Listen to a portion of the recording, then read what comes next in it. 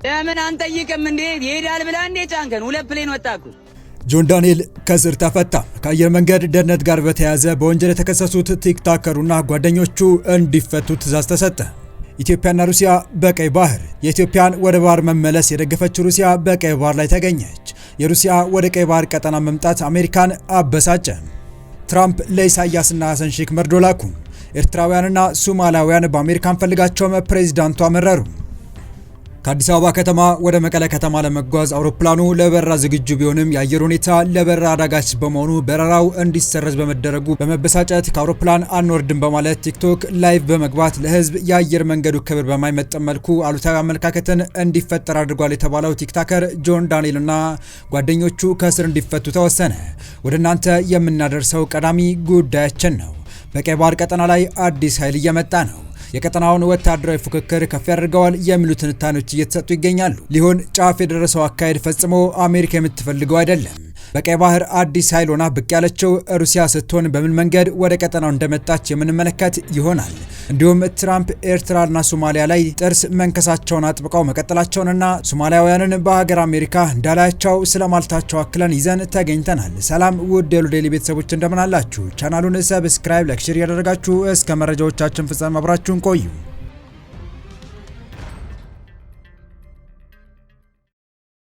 ከአየር መንገድ ደህንነት ጋር ተያይዞ በወንጀል የተከሰሱት እነ ዮሐንስ ዳንኤል ከእስር እንዲፈቱ ትዕዛዝ ተሰጠ። የፌዴራል ከፍተኛ ፍርድ ቤት አንደኛ ልዩ ከባድ ወንጀል ችሎት ከኢትዮጵያ አየር መንገድ ደህንነት ጋር ተያይዞ በወንጀል የተከሰሱት እነ ዮሐንስ ዳንኤል ወይም ጆን ዳንኤል በእስራት እንዲቀጡ ወስኖ የታሰሩት በቂ ስለሆነ ከእስር እንዲፈቱ ትዕዛዝ ሰጠ። የፍትህ ሚኒስቴር የተደራጁና ድንበር ተሻጋሪ ጉዳዮች አቃቢ ህግ በዮሐንስ ዳንኤል ወይም ጆን ዳንኤል፣ አማኑኤል መውጫ፣ ናትናኤል ወንደሰን፣ ኤልያስ ድሪባና ይድዲያ ነጻነት ላይ በነሐሴ 16 ቀን 2016 ዓ.ም ከምሽቱ በግምት 3 ሰዓት ከ30 ላይ ከአዲስ አበባ ከተማ ወደ መቀለ ከተማ ለመጓዝ አውሮፕላኑ ለበረራ ዝግጁ ቢሆንም የአየር ሁኔታ ለበረራ አዳጋጅ በመሆኑ በረራው ቢደረግ የሚያደርሰው ከባድ አደጋ ለመከላከል ጉዞ ተሰርዞ መንገደኞቹ ከአውሮፕላኑ እንዲወርዱ ሲነገራቸው በረራው በግድ መደረግ አለበት፣ አንወርድም በማለት ቀሪ ተሳፋሪዎችም እንዳይወርዱ በመከልከል አሳድመዋል በሚል በዝርዝር ጠቅሶ ክስ አቅርቦባቸው ነበር። በተጨማሪም አቃቢ ህግ አንደኛ ተከሳሽ ጆን ዳንኤል ላይ በሶስተኛ ክስ የኮምፒውተር ወንጀል ለመቆጣጠር የወጣውን አዋጅ ቁጥር 958/2008 አንቀጽ 13 ንዑስ ቁጥር 3 ስር የተመለከተውን ድንጋጌ በመተላለፍ ክስተቱን ቲክቶክ በተባለ ማህበራዊ ሚዲያ በተንቀሳቃሽ ምስል ቀርጾ በቀጥታ ስርጭት ማስተላለፍ የሚል ክስ አቅርቦበት ነበር። ተከሳሾቹ በተከሰሱበት የህግ አንቀጽ ጥፋተኛ የተባሉ ሲሆን ችሎቱ በዛሬው ዕለት የአቃቢ ህግን የቅጣት ማክበጃና የተከሳሾችን የቅጣት ማቅለያ መርምሮ ውሳኔ አሳልፏል።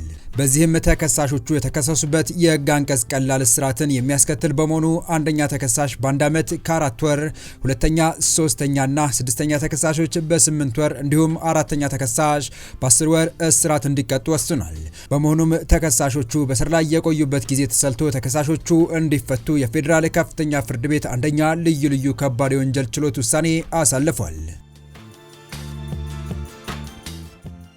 በዚሁ ወደ ተከታዩ መረጃችን ተሻገርን። የፕሬዝዳንት ፑቲን ሀገሯ ሩሲያ የኢትዮጵያ ወደ ቀይ ባህር መመለስ እንደምትደግፍ በተደጋጋሚ የገለጸች ሲሆን ሀያላን ሀገራት ወደሚገኝበት ወደዚህ ቀጠናም ራሷን ለማሳተፍ ብቅ ማለቷን የተሰማው ሩሲያ የቀይ ባህር ዳርቻ ለመቆናጠጥ የኃይል አስተላልፏን ያስከተለችው በሱዳን በኩል ነው። ሩሲያ ከሱዳን ጋር መግባባት ላይ በመድረስ ከዚሁ የሱዳን ግዛት ከሆነ የባህር በር ክፍል የተወሰነውን ወስዳ የባህር በር ቤዝን ለማቋቋም እንቅስቃሴ ከጀመረች ዓመታት ተቆጥረዋል። ሆኖም በአንድ በኩል አሜሪካ የሱዳን ባለስልጣናትን ማስፈራረቷ፣ በሌላ አቅጣጫ ደግሞ ሱዳን በእርስ በርስ ጦርነት እንደዚሁም ሩሲያም ከዩክሬን ጋር ጦርነት ውስጥ በመግባቷ ጅምሩ ባለበት መቆም ግድ ብሎት ቆይቷል። ከሰሞኑ የወጡት አዳዲስ መረጃዎች ደግሞ ሩሲያ ከሱዳን ባለስልጣናት ጋር በድጋሚ በመነጋገር ወደ ቀይ ባህር ለመግባት ንግግር የጀመረች መሆኑን የሚያመለክት ሆኗል። ዜናው በርካታ ሚዲያዎች እየተቀባበሉት ዘግበውታል። አሁን ባለው ሁኔታ የሩሲያ ባህር ኃይል በሱዳን የቀይ ባህር የወደብ ከተማ ሊገነባ ያሰበው የባህር ኃይል ሎጂስቲክ ጣቢያን ነው። በዚህ ጉዳይ ጀነራል አብዱል ፈታህ አልቡርሃን አገዛዝ ከሩሲያ ጋር ከጀመረው ግንኙነት ጋር በተያያዘ የአሜሪካ መንግስት ጥብቅ ማስጠንቀቂያ የሰጠው ቢሆንም አሁን ባለው ሁኔታ ግን ከሩሲያ የጦር መሳሪያዎች የሚያስፈልጉት በመሆኑ ማስጠንቀቂያውን ወደ ጎን በማለት ሩሲያን ማስጠጋቱን መርጦ ታይቷል። ይህም በቀይ ባህር አዲስ ኃይል ፍትጊያ እንዲፈጠር ምክንያት ይሆናል የሚሉ አስተያየቶች እየተሰጡበት ነው።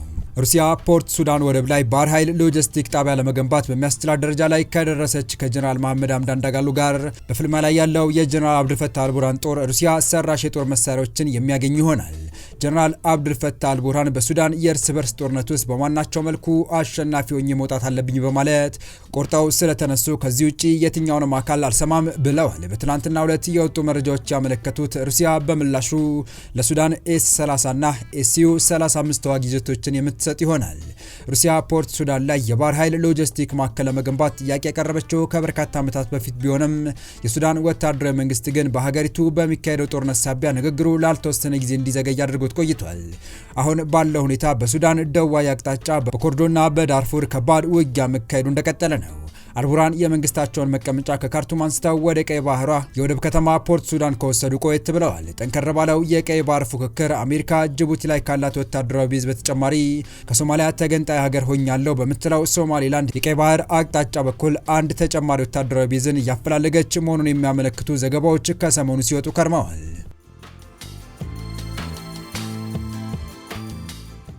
በመጨረሻም ትራምፕ ሶማሊያና ኤርትራ ላይ ከባድ እርምጃ ወሰዱ። ትራምፕ ኤርትራን ጨምሮ ወደ አሜሪካ እንዳይገቡ ሲሉ ከባድ ውሳኔ ያስተላለፉባቸው ሀገራት ላይ ሌላ ጠንከር ያለ እርምጃ መውሰዳቸው ተሰምቷል።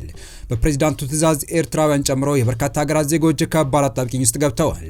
ትራምፕ ወደ አሜሪካ እንዳይገቡ ሲሉ ይህን ውሳኔ ባስተላለፉት ሀገራት ላይ ተጨማሪ ከባድ ውሳኔን አስተላልፈዋል። ኒውዮርክ ታይምስ እንደዘገበው ትራምፕ አስቀድሞ የጉዞ እገዳ ከጣሉባቸው ሀገራት የመጡ ዜጎች በአሜሪካ የመኖሪያ ፍቃድን ጨምሮ የዜግነት ጥያቄዎቻቸውን እንዳይታዩ ሲሉ ማገዳቸውን አመልክቷል። የኢሚግሬሽን ኃላፊዎች ከሀገራቸው የመጡ ዜጎችን የመኖሪያ ፍቃድና የዜግነት ጉዳዮች ላይ የመጨረሻውን የፍርድ ውሳኔ ከመስጠት እንዲቆጠቡና በመመልከት ላይ የሚገኟቸውን ጉዳዮች መመልከት እንዲያቆሙ በሚል ትዕዛዝ እንደተሰጣቸው ነው የተመለከተው። የትራምፕ አስተዳደር ኤርትራን ጨምሮ ከ19 ሀገራት ወደ አሜሪካ የገቡ በሁሉም ዜጎች የመኖሪያና ስራ ፍቃድ ላይ እገዳና ምርመራ ሊያደርግ መሆኑ ከሳምንት በፊት መግለጹ አይዘነጋም። ይህ በእንዲህ እንዳለም የአሜሪካው ፕሬዝዳንት ዶናልድ ትራምፕ የሶማሊያ ስደተኞች በአሜሪካ እንደማይፈለጉ በመግለጽ ለጋዜጠኞች ወደ መጡበት መመለስ አለባቸው እና አገራቸው ጥሩ ያልሆነችው በምክንያት ነው ብለዋል። ማክሰኞ ዕለት በካቢኔ ስብሰባ ላይ እውነቱን ለመናገር በሀገራችን እንዲኖሩ አልፈልግም ብለዋል። ትራምፕ ወደ ሀገራችን ቆሻሻ ማስገባት ብንቀጥል አሜሪካ በተሳሳተ መንገድ ትሄዳለች ሲሉም ተናግረዋል። የኢሚግሬሽን ባለስልጣናት በሚኒሶታ ሰፊ የሶማሌ ማህበረሰብ ውስጥ ዘመቻ እያቀዱ ስለመሆናቸው እየተነገረ ባለበት ጊዜ ነው ትራምፕ ይህንን የሚያንኳስስ አስተያየት የሰጡት።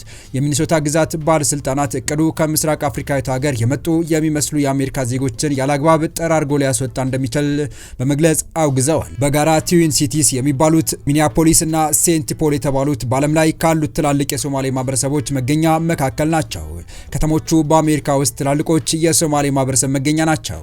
ትራምፕ ማክሰኞ ዕለት ለሰዓታት በቴሌቪዥን ከተላለፈ የካቢኔ ስብሰባ በኋላ በሰጡት አስተያየት በሀገራችን እንዲኖሩ አልፈልግም፣ እውነቱን እነግራቸዋለሁ። አንድ ሰው ይህ ትክክለኛ አመለካከት አይደለም ሊል ይችላል፣ ግዴለኝም፣ በሀገራችን እንዲኖሩ አልፈልግም ብለዋል። አገር ለመባል በማትበቃው ሶማሊያ ምንም የላቸውም፣ እርስ በርሳቸው እየተገዳደሉ ይኖራሉ፣ ምንም መዋቅር የለም ብለዋል ትራምፕ። ከዚያም ለኮንግረስ ለመመረጥ የመጀመሪያዋ ሶማሊያ አሜሪካዊ ተወካይ የሆኑትን ዲሞክራቷን ኢልሃን ኦማርን ወደ መተቸት ዞረዋል። ሁልጊዜ እመለከታታለሁ ያሉት ትራምፕ ኢልሃን ኦማር ሁሉንም ሰው ትጠላለች እና ብቁ ያልሆነች ሰው እንደሆነች አስባለሁ ብለዋል። ኢልሃን በማህበራዊ ሚዲያ ላይ በእኔ ላይ ያለው አባዜ አስፈሪ ነው ብለዋል። በጣም የሚያስፈልገውን እርዳታ እንደሚያገኙ ተስፋ አድርጋለሁ። የሀገሪቱ ስደተኞችና የጉምሩክ ተቋም የሆነው ኢሚግሬሽን ኤንድ ከስተምስ ኢንፎርሜሽን በትራምፕ አስተዳደር በመንትያ ከተሞች ውስጥ ህጋዊ ያልሆኑ የሶማሊያ ስደተኞች ኢላማ እንዲያደርግ መምሪያ ተሰጥቶታል ሲሉ እቅዱን የሚያውቁ ሰው ማክሰኞ ዕለት ለቢቢሲ የአሜሪካ አጋር ሲቢኤስ ኒውስ ተናግረዋል። የተወደዳችሁ የቻናላችን ቤተሰቦች ለአሁኑ ለእናንተ ይመጥናሉ ብታደምጧቸው ታተርፉባችኋላችሁ ብለን የመረጥንላችሁ ዕለታዊ መረጃዎቻችን እስካሁን ያደመጣችኋቸው ነበሩ። በተመሳሳይ ሀገራዊና ቀጠናዊ ጉዳዮች እንዲሁም ዓለም አቀፋዊ ጂኦፖለቲካ፣ ወታደራዊና አነጋጋሪ ክስተቶችን ለበለት ተከታትለን በትኩስ ይዘን እንደምንቀርብ እያሳወቅን የቻናሉ ቤተሰብ ካልናችሁ ሰብስክራይብ፣ ቪዲዮን ላይክ እና ሼር በማድረግ ተደራሽነታችን ታሰፉ ዘንድ አክብሮታዊ ግብዣችን ነው። አበቃን። ሰናይ ጊዜን ተመኘን።